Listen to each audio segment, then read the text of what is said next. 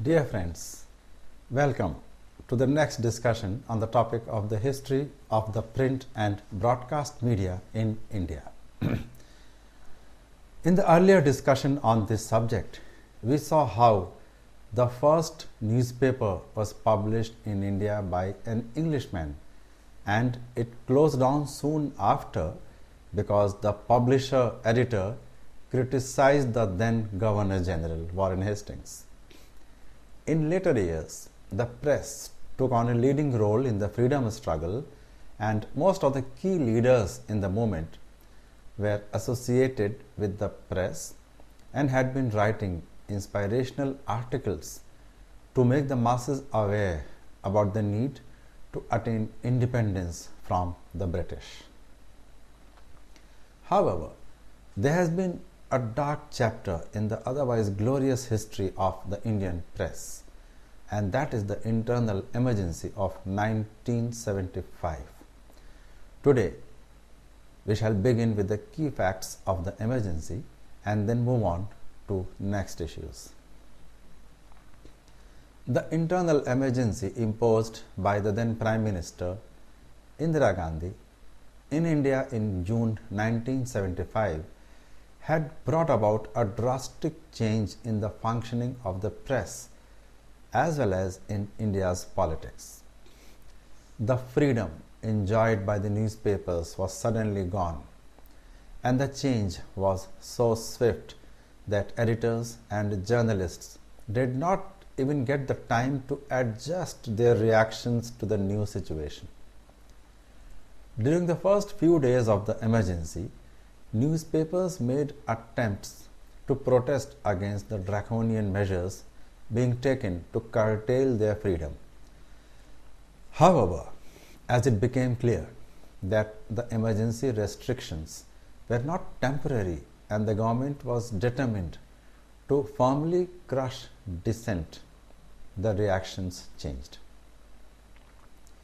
Immediately after the imposition of the emergency, guidelines were issued that pre-censorship had been imposed on the press. The government issued detailed guidelines as to what the press could publish and what it should avoid to publish. As the censorship guidelines smacked of dictatorial tendencies, the government wanted these to be obeyed but without giving them any publicity. Newspapers were therefore warned that publication of the censorship guidelines in itself was a violation of rules. To coerce newspapers, the government took such measures as disconnecting communication and power lines to newspaper offices and their printing presses, withholding the supply and distribution of newsprint, and placing restriction on the movement of journalists in government offices. It is also interesting to note that most of the censorship guidelines were to be implemented by government officers and not even officers. The guidelines in small towns were to be enforced by employees lower down the hierarchy of the bureaucracy. It was made clear that the country had ushered in a new era during the emergency, when the intention of the government was the only law and there was no way to protest or try to change the government's intentions. The immunity granted to journalists to report the proceedings of the parliament and legislators faithfully was suddenly withdrawn. Reporters watching the proceedings in the houses could report only what the censor officer allowed them to do. The MLAs and MPs were free to express their views inside assemblies and parliament, but the reporters could not report them, if this meant criticism of the government. Multiple channels of news were closed. Newspapers having their own news services were debarred from operating them. The 4 news agencies then functioning in the country, namely the PTI or the Press Trust of India, the UNI or the United News of India, Hindustan Samachar and Samachar Bharati, the latter two being in Hindi, were merged into one news organization named Samachar. For the news requirements, all newspapers were made completely dependent on Samachar, and this enabled the government to feed the same stories to all newspapers on major developments. Journalists who felt hurt at this kind of high-handedness unleashed by the government tried to protest in their own way, but their voice was ruthlessly gagged. Those with a stronger sense of self-respect and commitment to the profession found themselves in jail, while others thought it better to change according to the needs of the situation.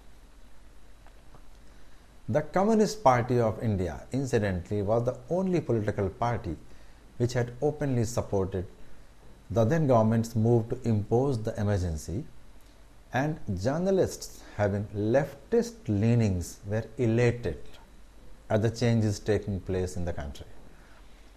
Most of the other political parties, however, were opposed to the imposition of the emergency as well as to the restrictions which were imposed on working of the press and other sectors. They were journalists having allegiance to the ideology of the Rashtriya Swayamsevak Sangh or the RSS and the Jana Sangh, but they enjoyed little respect in the journalist community till those days. Their presence was limited to the papers and periodicals owned and published by the RSS and its sister organizations or some Hindi papers. With the imposition of the emergency, journalists with such rightist leanings found themselves at the receiving end. They thought it prudent to keep a low profile and let the storm blow over. In fact, most of the political leaders not belonging to the Congress who opposed the imposition of the emergency were either jailed or were kept in custody. That included leaders of the RSS also. As an institution, the press continued to suffer.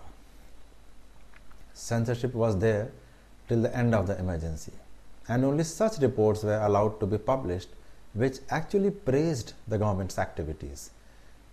Criticism was anyway out of place in those days. In fact, most newspapers found it beneficial to toe the government line. The number of journalists having ideological commitment to their profession was very few, and surprisingly, M. Chalapati Rao, the veteran journalist and the editor of the National Herald, was one person who retained his fearlessness even during the emergency, and that too when the National Herald was a newspaper started by Jawaharlal Nehru and was partly owned by organizations belonging to the Congress party's outfits. Many other journalists changed colors, if only to save their skin as a matter of strategy. On December 8, 1975, an ordinance banned the publication of all objectionable matter. The permission to report Parliament was withdrawn. The Press Council was disbanded and closed down, and it was blamed that it had failed to curb provocative writings. During the 19 months of emergency, as many as 253 journalists were detained and 7 foreign correspondents were expelled from India for writing anti-government reports. After the emergency was lifted, general elections were held in the summer of 1977, and a new conglomerate of non-Congress parties under the banner of a new party known as the Janata Party came to power. The first thing the new government did was to remove all restrictions imposed over the press. And thus ended the period of emergency, which was some kind of an eye-opener for the profession and the people engaged in this profession. It not only showed the extent to which any government of the day could go to curb the freedom of journalists, it also showed what the journalists themselves could do, not only to fight such restrictions but to fall in line. So after the emergency, the Indian press became more professional along with the use of high technology. Simultaneous publications increased from many locations. There was a tremendous change in the contents. More supplements came out and there was a booming of specialized magazines. The Press Council was re-established under a new act with 28 members, and it was chaired by a retired judge of the High Court. So thus started a new phase of post-independence history of the media, when the restrictions of the emergency were a matter of the past and the press was again back on its feet, ready to face the challenges of the future, and the growth in the electronic media loomed just ahead. So now we move to the subject of the electronic media, that includes radio and television. So first we will take up the radio sector. In British India, broadcasting over the radio started in June 1923 with programs produced and aired by the Radio Club of Bombay, followed by a similar club in Madras in 1924, and also other radio clubs. The broadcast was restricted to a limited area, and even the programs aired by these clubs were limited in nature.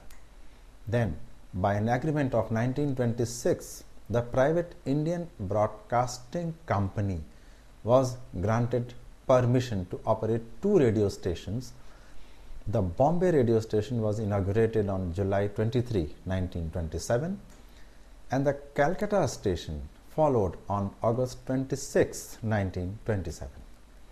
But on March 1, 1930, the company went into liquidation, and the government of the day took over the broadcasting facilities, having set up and started the Indian State Broadcasting Service, or the ISBS, on April 1, 1930.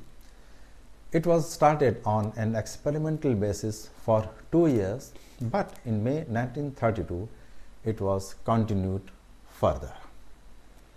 On June 8, 1936, the ISBS was renamed as All India Radio, or AIR, also known as Akashvani, since 1956, and it was placed under the then Department of Communications.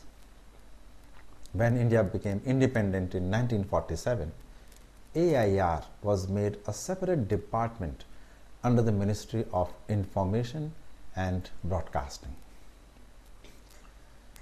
The early history of radio broadcasting in independent India is important because it set the parameters for the subsequent role of television in the country.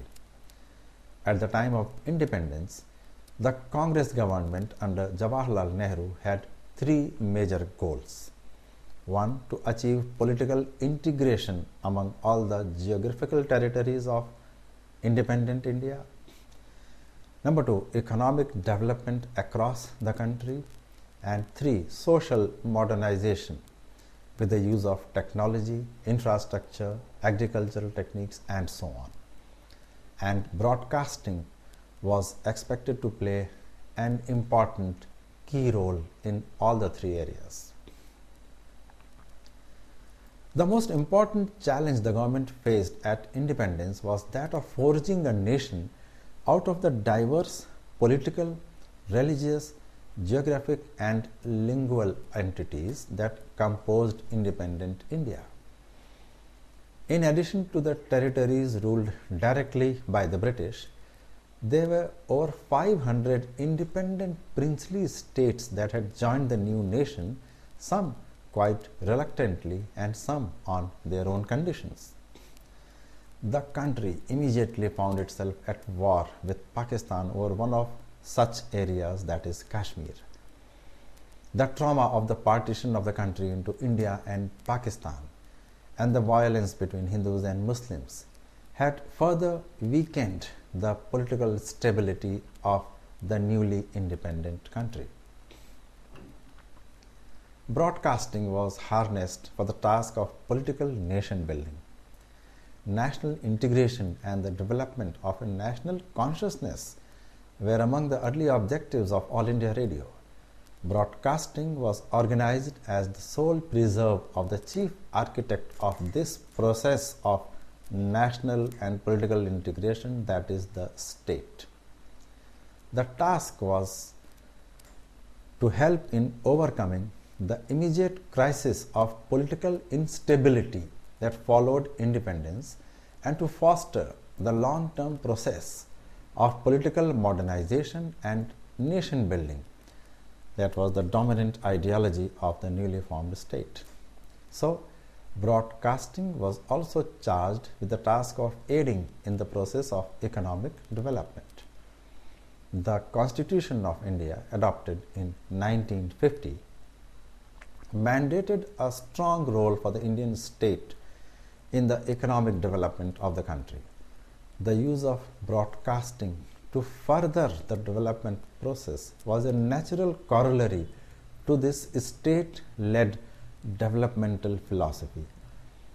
Broadcasting especially was expected to contribute to the process of social modernization, which was considered an important prerequisite of economic development. On October 1, 1939, the external service of All India Radio started with a broadcast in Pashto language. It was designated to counter radio propaganda from Germany directed to Afghanistan, Iran and Arab countries. When India became independent in 1947, the AIR network had only 6 stations: Delhi, Bombay, Calcutta, Madras, Lucknow and Tiruchi. The total number of radio sets at that time was expected to be around 2,75,000. On October 3, 1957, the service named Vividh Bharati was launched by All India Radio to compete with Radio Ceylon, the then broadcast service from Ceylon, that is Sri Lanka today, that aired several popular entertainment programs based on Indian entertainment and film industry. FM broadcasting in India commenced on July 23, 1977 in Madras and was expanded in the 1990s and later. Now, All India Radio has more than 200 stations in India, covering almost 90% of the land and 97% of the population. It broadcasts programs and news in 24 languages including Hindi, English and many other regional languages of India. Since 1997, broadcasting is being regulated by an autonomous corporation under the Prasar Bharati Act. According to an estimate, now there are 12 radio sets per 100 people in the population, and this estimate does not take into account the mobile phones and the portable radio sets that broadcast the FM programs. Later, when television was taking birth, radio happened to have become a matured medium in India. Various entertainment programs were added to the curriculum of Indian radio that included melodious songs and interviews. besides current affairs programs and discussions, etc. So, it was in the context of this dominant thinking about the role of broadcasting in India that television was introduced in 1959. So, now we come to the era of television. It is interesting to note that the government of the day had been very reluctant to invest in television until then, because it was felt that a poor country like India could not afford the medium or the television sets. Television broadcasting started in New Delhi in 1959 as part of the All India Radio services, but it was separated from radio and named as Doordarshan on April 1, 1976, when incidentally the country was under the internal emergency. Television had to prove its role in the development process before it could gain a foothold in the country. Television broadcasts started from Delhi in September 1959, and the programs were broadcast twice a week for an hour a day on such topics as community health, citizens' duties and rights, traffic, road sense, and some official announcements. In 1961, the broadcasts were expanded to include a school educational television project. In time, Indian films and programs consisting of compilation of musicals and songs from Indian films joined the program lineup as the first entertainment program in the country. A limited number of old US and British shows were also telecast from time to time. The first major expansion of television in India began in 1972, when a second television station was opened in Bombay. This was followed by stations in Srinagar and Amritsar in 1973 and Calcutta, Madras and Lucknow in 1975. Relay stations were also set up in a number of cities to extend the coverage of the regional stations. In 1975, the government carried out the first test of the possibilities of satellite-based television through the SITE program. SITE stood for Satellite Instructional Television Experiment.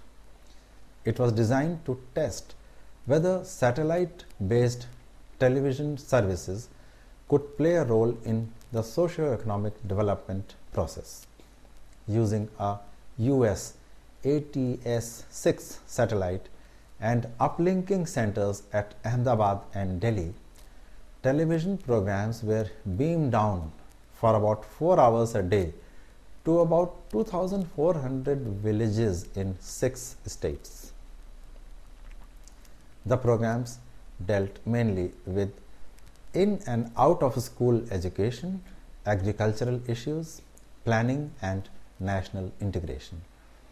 The program was fairly successful in demonstrating the effectiveness of satellite-based television in India, and the lessons learnt from SITE were used by the government in designing and utilizing its own domestic satellite service, the INSAT, launched in 1982. The Indian television system is one of the most extensive systems in the world. Terrestrial broadcasting, which has been the sole preserve of the government, provides television coverage to over 90% of India's population, and by the end of 1996, it was estimated that nearly 50 million households had television sets. The number obviously has grown manifold since then. International satellite broadcasting, introduced in 1991, swept across the country because of the rapid proliferation of small-scale cable systems. By the end of 1996, Indians could view dozens of foreign and local channels, and the competition for audiences and advertising revenues was one of the hottest in the entire world. In 1995, the Supreme Court of India held that the government's monopoly over broadcasting was unconstitutional. It set the stage for India to develop into one of the world's largest and most competitive television environments. In these early years, television, like radio, was considered a facilitator of the development process, and its introduction was justified by the role it was asked to play in social and economic development. Television was institutionalized as an arm of the government, since the government was the chief architect of the political, economic, and social development in the country. By 1976, the government found itself running a television network of 8 television stations covering a population of 45 million spread over 75,000 square kilometers. Faced with the difficulty of administering such an extensive television system, when television was a part of All India Radio, the government constituted Doordarshan. It was the national television network as a separate department under the Ministry of Information and Broadcasting. Doordarshan actually was set up as an attached office under the Ministry of Information and Broadcasting, a halfway house between a public corporation and a government department. In practice, however, Doordarshan operated much like a government department, at least as far as critical issues of policy planning and financial decision making were concerned. Doordarshan was headed by a Director General appointed by the INB Ministry, the Ministry itself, and sometimes the Office of the Director General as well, was and continues to be staffed by members of the India's civil services. In 1982, television began to attain national coverage and develop as the government's preeminent media organization. 2 events triggered the rapid growth of television in that year. INSAT 1A, the first of the country's domestic communications satellites, became operational and made possible the networking of all the Doordarshan's regional stations. And for the first time, Doordarshan originated a nationwide feed of programs dubbed as the National Program, which was fed from Delhi to the other stations. In November 1982, the country hosted the Asian Games and the government introduced color broadcast for the coverage of the games. To increase the reach of television, the government launched a crash program to set up low and high power transmitters that would pick up the satellite distributed signals and retransmit them to surrounding areas. In 1983, the television signals were available to just 28% of the population, and this had doubled by the end of 1985, and by 1990, over 90% of the population had access to television signals.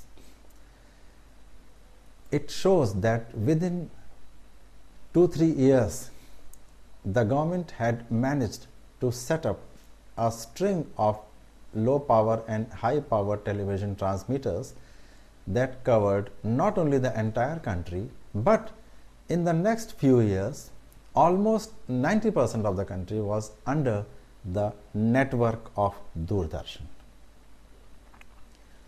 1976 incidentally witnessed a significant event in the history of Indian television, that was the advent of advertising on Doordarshan.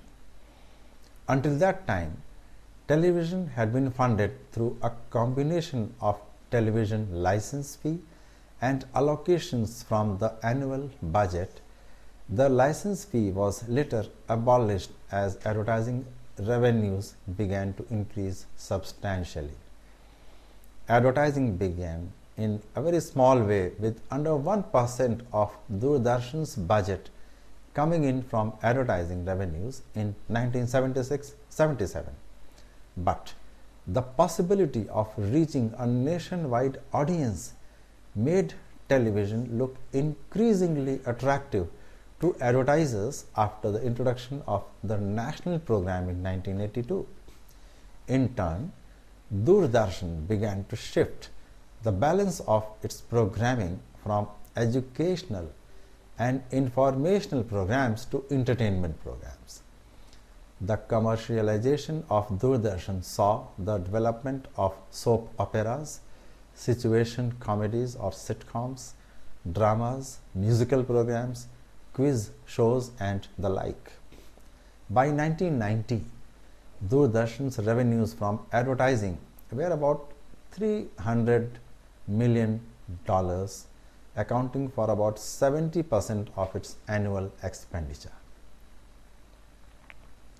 By 1991, Doordarshan's earlier mandate to aid in the process of social and economic development had clearly been diluted. Entertainment and commercial programs began to take center stage in the organization's programming strategies, and advertising came to be Doordarshan's main source of funding. However, television in India was still a modest enterprise, with most parts of the country getting just one channel, except for the major cities which received two channels. But 1991 saw the beginning of international satellite broadcasting in India, and the government launched a major economic liberalization program.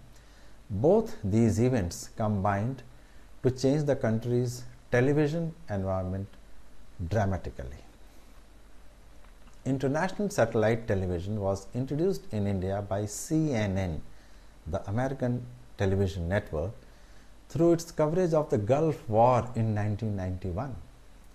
It was for the first time that visuals of the Gulf War were seen by people in their homes, offices and hotels, and it had become an instant craze and hit when people realized that not only films and Kavi Sammelans and interviews, but a real life event taking place hundreds of thousands of miles away could be seen live on television. 3 months later, the Hong Kong-based Star TV, which is now owned by media tycoon Rupert Murdoch's News Corp, started broadcasting 5 channels into India using the Asia Sat 1 satellite. By early 1992, nearly 500,000 Indian households were receiving Star TV telecasts. A year later, the figure was close to 2 million, and by the end of 1994, an estimated 12 million households, that is a little less than 1/4 of all television households, were receiving satellite channels. This increase in viewership was made possible by the 60,000 or so small-scale cable system operators who had mushroomed across the country. These systems redistributed the satellite channels to their customers at rates as low as 100 to 200 or 300 rupees a month. Taking advantage of the growth of the satellite television audience, a number of Indian satellite-based television services were launched between 1991 and 1994, and prominent among them was Zee TV, the first Hindi satellite channel in India.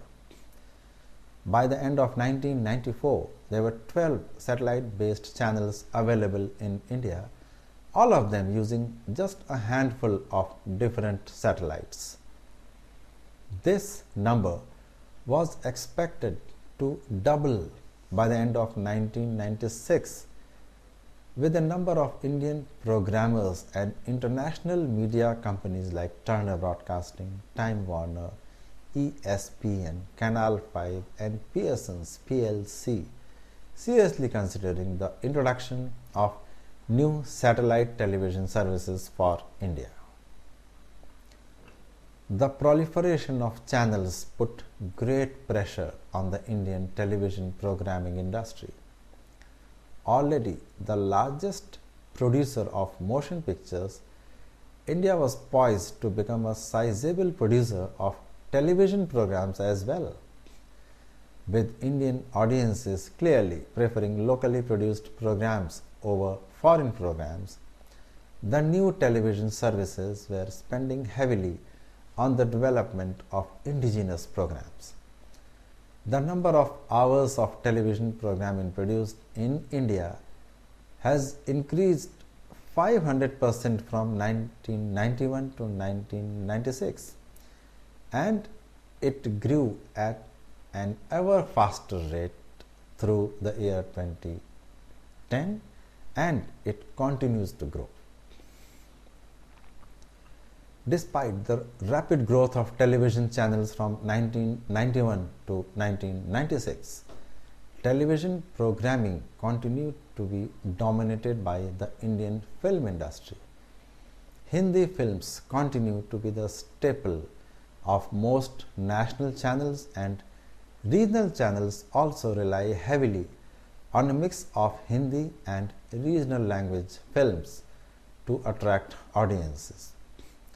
Almost all Indian films are musicals, and this allows for the development of inexpensive derivative programs. In fact, one of Doordarshan's most popular programs, the Chitrahar, was a compilation of old film songs, and all the private channels, including Zee TV and music video channels like MTV, Channel V, used to show a variation of Chitrahar in the earlier days. A number of game shows were also based on movie themes. Other products like soap operas, talk shows and situation comedies also gained in popularity, but the production of these programs had been unable to keep up with the demand. Hence the continuing reliance on film-based programming. International satellite programming had opened up competition in news and public affairs programming, with BBC and CNN International challenging Doordarshan's long-standing monopoly. Most of the other foreign broadcasters used to focus on special interest programming. At this point, it is important to remember what happened in the area of news on television. Till this time, Doordarshan was the only source of news being shown on television, and Doordarshan News itself depended on information coming in from either the All India Radio or the news agencies, and such information was scripted as either hourly or less duration of news bulletins read out by the news anchors. And in fact, many of the news anchors in Doordarshan had become very prominent and recognizable faces in India, because the news on television was a much awaited event, with households actually gathering in front of the TV sets to listen to either the news or to go in for the Chitrahar. When the private satellite channels started their broadcast, most of the channels were airing news at hourly intervals, and at other times other non-news or entertainment programs were broadcast.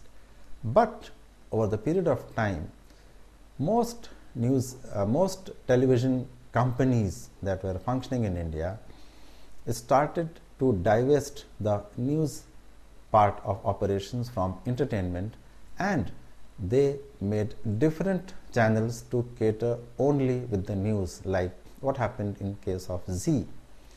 Zee TV very soon launched its own news channel known as Zee News. The same thing happened with Star News and so on. And in the initial years, these news channels used to rely on not only their own correspondents but also on newspaper reports, agency reports, and also inputs from All India Radio and Doordarshan. A peculiar development in television programming in India has been the use of hybrid English-Hindi program formats, popularly called Hinglish formats, which offer programs in Hindi and English on the same channel and even have programs including news shows that use both languages within a single telecast. This takes advantage of the audience for television, especially the audience for satellite television, which is largely composed of middle class Indians who have some knowledge of English along with Hindi, and also speak a regional language that is primarily Hindi, intermixed with words, phrases, and whole sentences in English. Commercial competition has transformed Doordarshan as well, and it is scrambling to cope with the changed competitive environment. The satellite broadcasting has threatened the audience of the Doordarshan, and self-preservation has spawned a new ideology in the network, which is in the process of reinventing itself, co-opting private programs to recapture viewers and advertising revenue lost to the private channels. In 1994, the government ordered the Doordarshan establishment to raise its own revenues for future expansion. This new commercial mandate has gradually begun to change Doordarshan's perception of who are its primary constituents, from politicians to advertisers. The government's monopoly over television over the years had resulted in Doordarshan being tightly controlled by successive governments. In principle, Doordarshan is answerable only to Parliament, and Parliament lays down the guidelines that Doordarshan is expected to adhere to in its programming, day-to-day functioning, and its budget. In fact, Doordarshan's budget is also debated and approved by Parliament. But the guidelines established by Parliament in this fashion to ensure Doordarshan's political neutrality are largely ignored in the face of the majority that ruling parties have held in Parliament. Doordarshan has been subject more to the will of the government than the oversight of Parliament. Successive governments and ruling political parties have used Doordarshan to further their political agendas, weakening its credibility as a neutral participant in the political process. There have been periodic attempts to reconstitute Doordarshan into a BBC-like public corporation, but governments successively have been reluctant to relinquish their hold on such a powerful medium. In fact, the government drew its right to operate the country's broadcasting services as a monopoly from the Indian Telegraph Act of 1885, which empowers the government with the exclusive right to establish, maintain, and work wireless services. In addition, the Constitution lists broadcasting as the sole domain of Parliament, effectively shutting out the states from making any laws with regard to television. That means broadcasting and communication are central subjects. Within the ambit of these provisions, it was assumed that media autonomy or liberalization in any form was the prerogative of the government to grant. But the government's monopoly was challenged in the Supreme Court in 1995, and the court held that the government monopoly over broadcasting was unconstitutional, and while the government had the right to regulate broadcasting in public interests, the Constitution forbids monopoly control over any medium by either individuals or the government. The court directed the government to establish an independent public authority for controlling and regulating the use of airwaves. The court's decision held out the promise of significant structural changes in Indian broadcasting and the possibility that terrestrial television may finally free itself from government control. It is evident that over a period of time, the state's control over television will continue to diminish as its revenue structure begins to change and Doordarshan begins to respond to increasing commercial pressures. The character of its programming will begin to increasingly reflect the demands and pressures of the marketplace. In the meantime, caught between the government and the market, Doordarshan continues to work and struggle to maintain its mandate of public service programming. There are a number of other constituencies like the state governments, educational institutions, non-governmental organizations and social service agencies who can participate in a liberalized broadcast system. At the same time, it is important to remember that Doordarshan continues to have the largest part of India's geographical territory and the population covered by its network, that is the terrestrial network. It is also important to remember that anything broadcast over Doordarshan can have an impact at the lowest level of the society, since the broadcasts of Doordarshan are seen and heard even in remote villages through the network of intricate low power and high power transmitters. Therefore, the power of Doordarshan cannot be ignored, and that is why perhaps the government intends to have some control over the running and product content of Doordarshan. At the same time, it can also come up as an effective medium of imparting education and awareness to the people for crucial areas such as education, agriculture, social services, rights and responsibilities, government schemes and so on. So it is a situation which cannot be settled or cannot take a turn in either direction. That is, it should not become like a private channel and it should not remain under full government control. For the first 17 years, Doordarshan spread haltingly and its transmission was mainly in black and white. The thinkers and policy makers of the country, which had just been liberated from centuries of colonial rule, frowned upon television, looking on it as a luxury Indians could do without. In fact, in 1955, a cabinet decision was taken disallowing any foreign investment in print media, which was followed religiously for nearly 45 years. It shows how closed the government's thinking used to be as far as granting control over the media and its running is concerned.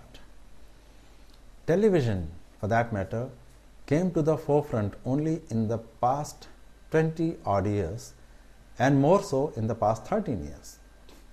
There were initially 2 points. The first in the 80s when color TV was introduced by Doordarshan, timed with the 1982 Asian Games which India hosted.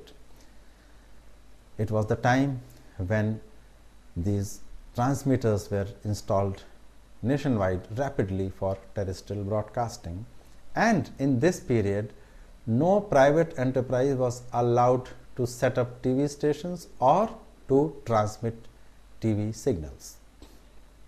And the second spark came in the early 90s with the broadcast of satellite TV by CNN, followed by Star and Zee and Sun and so on.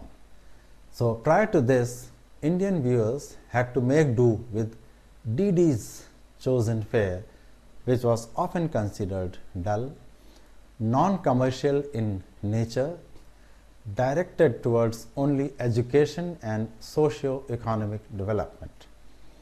Entertainment programs were few and far between, and when solitary soap operas like Hum Log in 1984 and mythological dramas like The Ramayana in 1987 and 88 and Mahabharat in 1988-89 were televised, millions of viewers glued to the TV sets at the time when these programs were telecast. When the urban Indians learnt and realized that it was possible to watch the Gulf War on television, they rushed out and bought dishes, that is the dish antenna, for their homes. Prior to this, they only had the metallic antennas on their rooftops which could catch the signals from the terrestrial LPT or HPT network of Doordarshan. Many others turned entrepreneurs and started offering the signal to their neighbors by flinging cables over treetops, verandas and lampposts. From the large metros, satellite TV delivered via cable moved into smaller towns, spurring the purchase of TV sets and even the upgradation from black and white to color TV sets. So DD responded to this satellite TV invasion by launching an entertainment and commercially driven channel and introduced entertainment programming on its terrestrial network.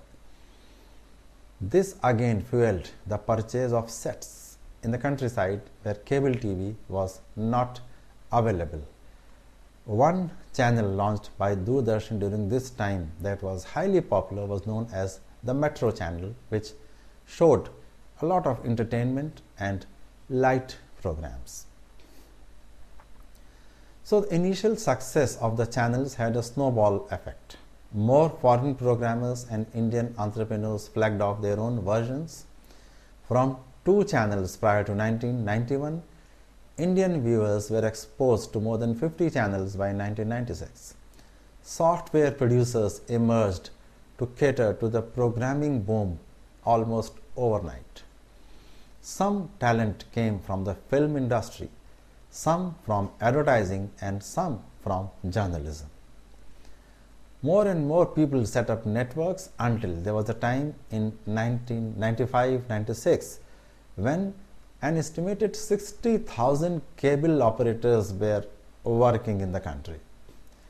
Some of them had subscriber bases as low as 50 to as high as in thousands.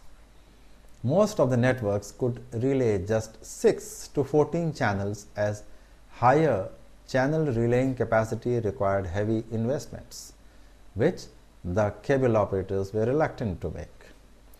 American and European cable networks showed interest in the Indian story, as well as the large Indian business groups who set up sophisticated machinery known as head ends capable of delivering more than 30 channels. These multi-system operators or MSOs started buying up local networks or franchising cable TV feeds to the smaller operators for a fee. This phenomenon led to resistance from smaller cable operators who joined forces and started functioning as MSOs themselves. The net outcome was that the number of cable operators in the country has now fallen to 30,000 or less. The rash of players who rushed to set up satellite channels discovered that advertising revenue was actually not large enough to support them. This led to a shakeout. At least half a dozen either folded up or aborted the high-flying operational plans they had drawn up and started operating in a restricted manner. Some of them converted their channels into basic subscription services, charging cable operators a carriage fees. Foreign cable TV MSOs discovered that the cable TV market was too disorganized for them to operate in, and at least 3 of them are known to have decided to postpone their plans in India and got out of the market. The government started taxing cable operators in a bid to generate revenue. The rates varied in the 26 states that go to form India and ranged from 35% onwards. The authorities moved in to regulate the business and a Cable TV Act was passed in 1995.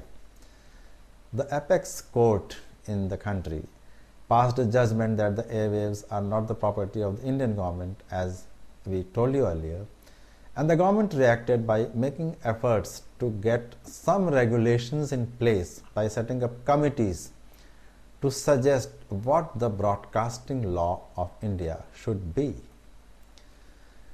In fact, the sector at that time was still being governed by laws that were passed way back in the 19th century.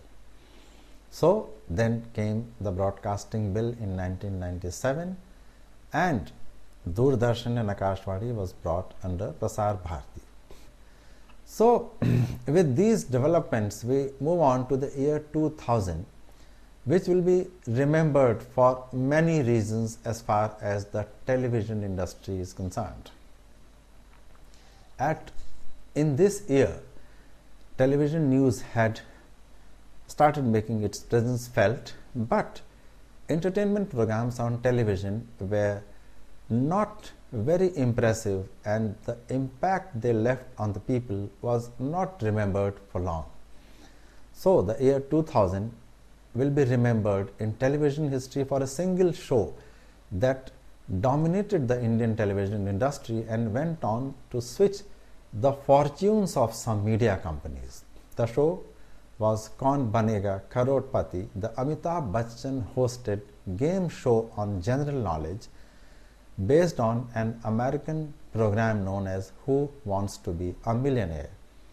It not only became the most watched programs on private satellite television, but also catapulted Star Plus into leadership position.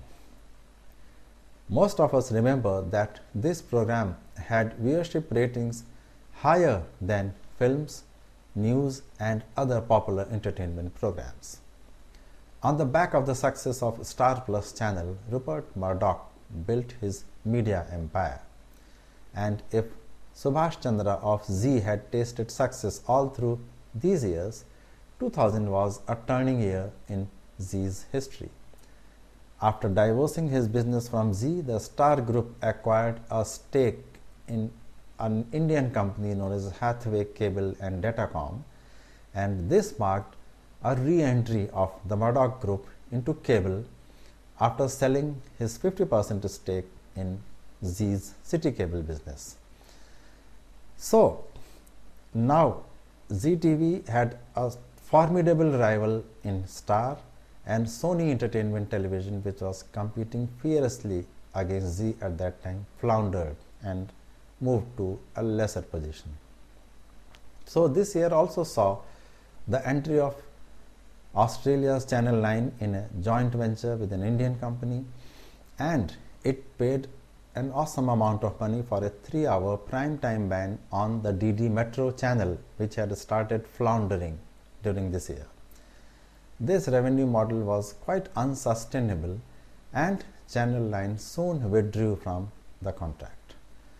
DD Sports was then launched as a pay channel, and cricket rights for broadcasting cricket matches came up as the big money game on television. The year also saw the birth of a Hindi news channel, Aaj Tak, from the India Today stable, and it led to a news channel boom in the country. Several news channels were launched after 2000, and the process continues even today. There was activity in the regional news channel space also. In the south, Sun Network continues to rule supreme. Zee made a foray in regional languages, and languages like Marathi, Punjabi, Gujarati, Bengali, Malayalam saw many major channels having programs in these languages, and another big company, the ETV network, also made a foray into regional language broadcasting and news. Cable TV had started getting high valuation on the back of very ambitious convergence plans. The cable TV industry grew to over 30 million subscribers in that year. And on the policy front, DTH broadcasting was permitted after an initial ban, and the door was opened for private players to own and operate communication satellite systems. With this, we come to an end of the history of television broadcasting in India, and in the next lecture, we shall move on to new areas of the media. Thank you, and till then, my best wishes.